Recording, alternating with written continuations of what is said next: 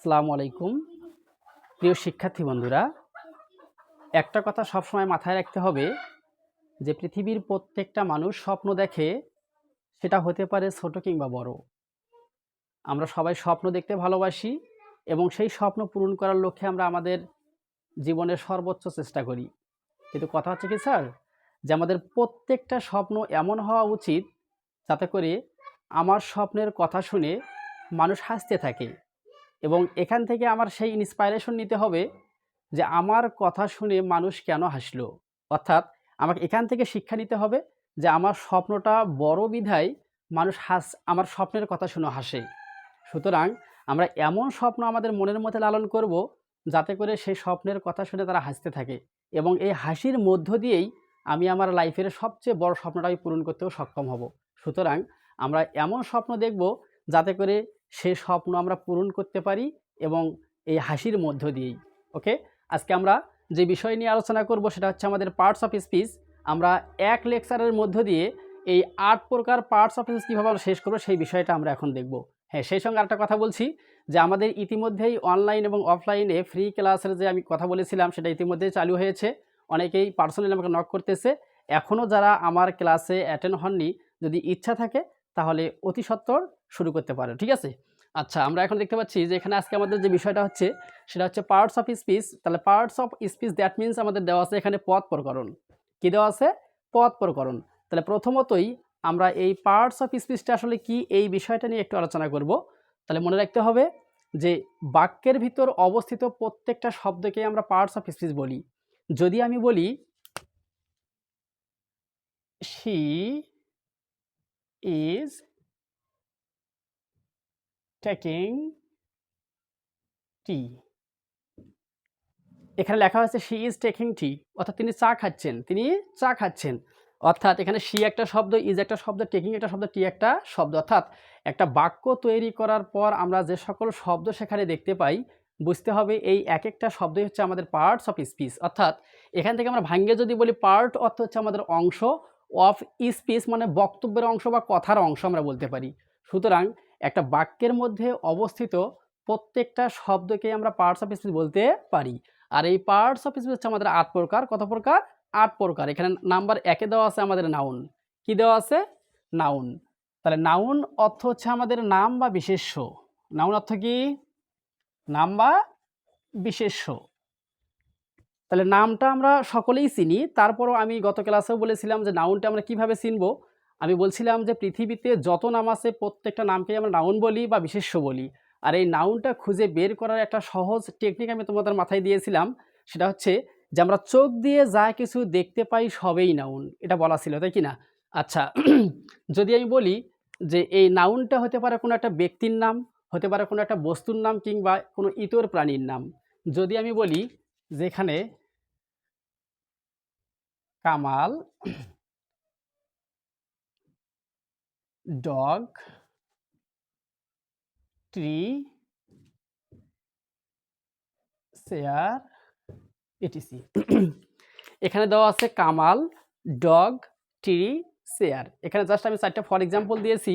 তাহলে এখান থেকে বুঝতে হবে যে কামাল একটা ব্যক্তির নাম, আর ডগ একটা হচ্ছে আমাদের ইতর প্রাণীর নাম, আর ট্রি হচ্ছে আমাদের কি একটা বস্তুবাচক পদার্থের নাম, অথবা চেয়ারটাও আমাদের কি একটা বস্তুবাচক পদার্থের নাম। সুতরাং এই নাউনটা হতে পারে কোনো ব্যক্তির নাম, বস্তুর নাম, অথবা ইতর প্রাণীর নাম। তারপর দেওয়া আছে এখানে সর্বনাম অর্থাৎ প্রোনাউন। নাম্বার 2 তে দেওয়া আছে এখানে কি? প্রোনাউন। আর এই প্রোনাউন দ্যাট মিনস হচ্ছে আমাদের সর্বনাম। এখান থেকে বুঝতে হবে যে নামের পরিবর্তে আমরা যে সকল প্রোনাউন বা শব্দ ব্যবহার করে থাকি সেটাই হচ্ছে আমাদের কি? প্রোনাউন। আমি আবার বলতেছি যে নামের পরিবর্তে আমরা যে সকল শব্দ ব্যবহার করে থাকি সেটা হচ্ছে আমাদের প্রোনাউন। যদি আমি বলি যে এই কামালের পরিবর্তে আমি কিন্তু অবশ্যই ব্যবহার করতে পারি এখানে হি। আচ্ছা, এই ডগের পরিবর্তে ব্যবহার করতে পারি আমি এখানে কি? ইট। টিরির পরিবর্তে আমরা এখানে ইট ব্যবহার করতে পারি। অর্থাৎ একটা বস্তুবাচক নাম দেওয়া আছে এখানে ডগ, টিরি এবং চেয়ার। এই 3টা জিনিসের নামের পরিবর্তে আমরা এখানে ইট ব্যবহার করতে পারি। যদি আমি এখানে বলি দে, দে মানে তারা। যদি বলি এখানে উই, আমরা। যদি বলি এখানে আই, মানে হচ্ছে আমাদের আমি। অর্থাৎ হি, ইট, দে, উই, আই, এগুলো সবগুলি হচ্ছে আমাদের প্রোনাউন, কারণ এই শব্দগুলো আমরা নাউনের পরিবর্তে ব্যবহার করে থাকি। সুতরাং এখান থেকে বুঝতে হবে যে পৃথিবীতে যত নাম আছে প্রত্যেকটা নামের পরিবর্তে আমরা যে সকল শব্দ ব্যবহার করব বা করে থাকি সেটা হচ্ছে আমাদের প্রোনাউন। এবার নাম্বার 3-এ দেওয়া আছে এখানে আমাদের অ্যাডজেক্টিভ। কি দেওয়া আছে? অ্যাডজেক্টিভ, যার অর্থ হচ্ছে আমাদের বিশেষণ। অ্যাডজেক্টিভ শব্দের অর্থ কি? আমাদের বিশেষণ।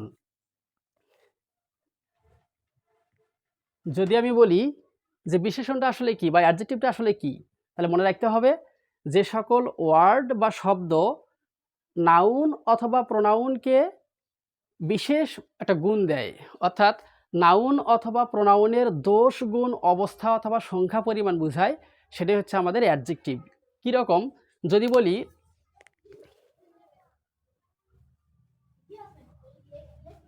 রাতুল ওয়াজ আ গুড স্টুডেন্ট, তাহলে এখানে বলা হয়েছে রাতুল ওয়াজ আ গুড স্টুডেন্ট, তাহলে রাতুল একজন ভালো ছাত্র ছিলেন। তাহলে রাতুল কেমন ছাত্র ছিল? ভালো ছাত্র। তাহলে এই পুরো বাক্যটার মধ্যে আমাদের এমন একটা শব্দ এখানে দেওয়া আছে গুড। এই গুড দ্যাট মিনস হচ্ছে আমাদের ভালো। তাহলে এই ভালোটা কে বলেন দেখি স্যার? সেটা হচ্ছে আমাদের কি? রাতুল। অর্থাৎ আমি কিন্তু আগেই বলছি যে সকল শব্দ কোনো নাউন অথবা প্রোনাউনের দোষ, গুণ, অবস্থা অথবা সংখ্যা পরিমাণ বোঝায়, সেটাই হচ্ছে আমাদের অ্যাডজেক্টিভ। তাহলে এই গুডটা আসলে কে? সেটা কিন্তু আমাদের অবশ্যই হবে কি? রাতুল। তাহলে রাতুল ওয়াজ আ গুড স্টুডেন্ট, অর্থাৎ রাতুল একজন ভালো ছাত্র ছিলেন। তাহলে এই ভালোটা কিন্তু আমাদের হচ্ছে কে বলেন দেখি স্যার?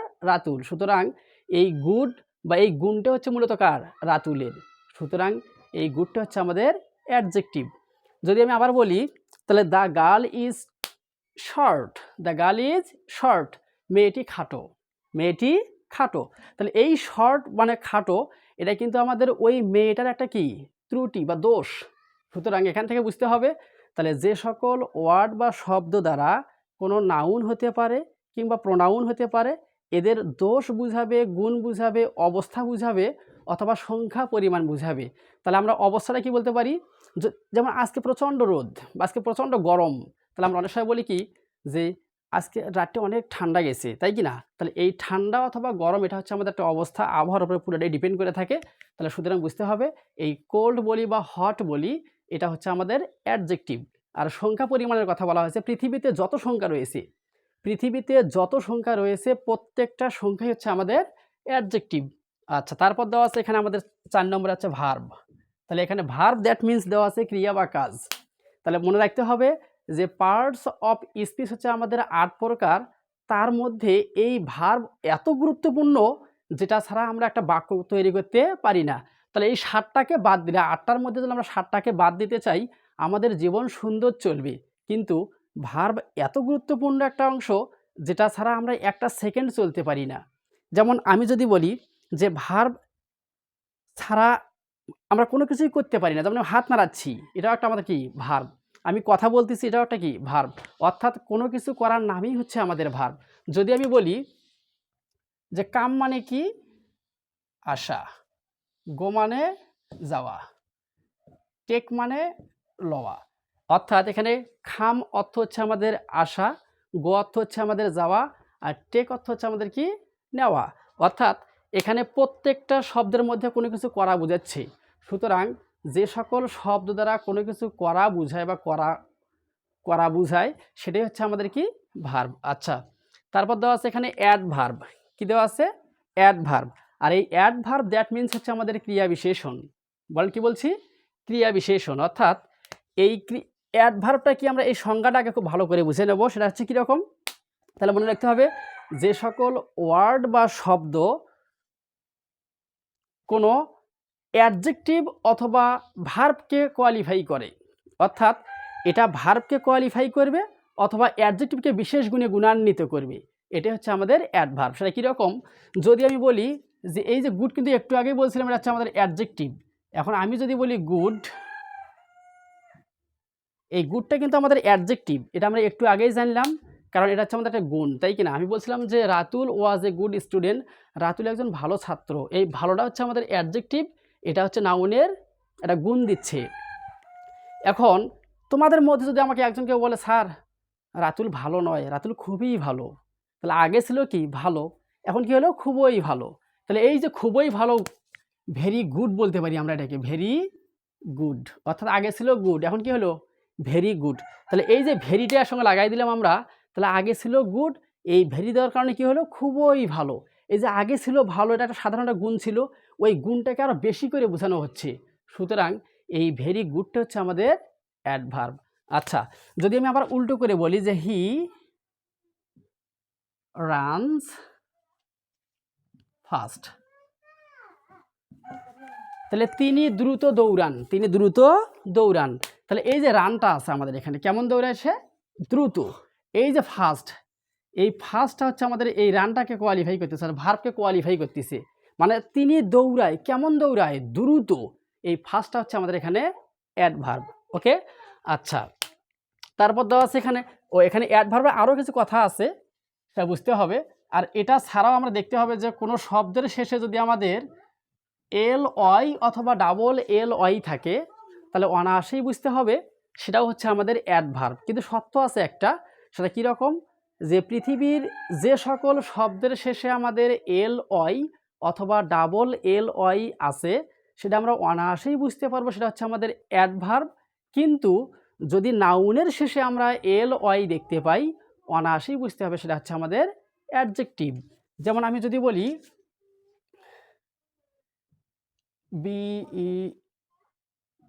BETIFULLY, আমি লিখছি এখানে বিউটিফুলি, কি লিখছি বিউটিফুলি। তাহলে যে বিউটিফুলির শেষে কিন্তু আমাদের এখানে ডাবল এলওয়াই আছে, তাহলে ডাবল এলওয়াই আছে বিধায় এই বিউটিফুল মানে হচ্ছে কি সুন্দর, এটা একটা গুণ, এটা কিন্তু অবশ্যই আমাদের অ্যাডজেক্টিভ। তার মানে যে সকল শব্দের শেষে আমাদের এলওয়াই বা ডাবল এলওয়াই থাকবে, এখান থেকে বুঝতে হবে সেটা আমাদের অনায়াসেই কি অ্যাডভার্ব হবে। কিন্তু সত্য একটাই, নাউনের শেষে যদি আমরা এলওয়াই দেখতে পাই, সেটা 100% হবে আমাদের অ্যাডজেক্টিভ। যদি আমি বলি মাদার, মাদার মানে কি মা, তাহলে এটা কিন্তু অবশ্যই নাউন। তাহলে আমি এখন এই মাদারের শেষে একটা এলওয়াই যুক্ত করব, মাদারলি। যেহেতু নাউনের শেষে আমাদের এখানে এলওয়াইটা আছে, সুতরাং এখান থেকে বুঝতে হবে যে নাউনের শেষে এল ওয়াই থাকলে সেটা অ্যাডভার্ব নয়, সেটা 100% হবে আমাদের কি অ্যাডভার্ব। আর অন্য সব ক্ষেত্রে যদি আমরা কোনো শব্দের শেষে এল ওয়াই বা ডাবল এল ওয়াই দেখতে পাই, তাহলে অনায়াসেই বুঝতে হবে সেটা হচ্ছে আমাদের অ্যাডভার্ব। ওকে, এবার চলে যাবো আমরা প্রিপজিশন। তাহলে এই প্রি অর্থ হচ্ছে পূর্বে, আর পজিশন শব্দের অর্থ হচ্ছে আমাদের অবস্থান, মানে পূর্বে অবস্থান, অর্থাৎ এটাকে গ্রামেটিক্যাল অর্থ অনুযায়ী বলা যেতে পারে আমাদের কি পদান্বয়ী অব্যয়। কিভাবে বুঝতে হবে, যে সকল ওয়ার্ড বা শব্দ কোনো নাউন অথবা প্রোনাউনের পূর্বে বসে ওগুলোকে নির্দেশ করে, সেটা হচ্ছে আমাদের কি প্রিপজিশন। আমি আবার বলতেছি, যে সকল ওয়ার্ড বা শব্দ কোনো নাউন অথবা প্রোনাউনের পূর্বে বসে ওগুলোকে নির্দেশ করে, সেটা হচ্ছে আমাদের কি প্রিপজিশন। যেমন যদি আমি একটা বাক্য লিখি এখানে, যে I live in Dhaka, Dhaka at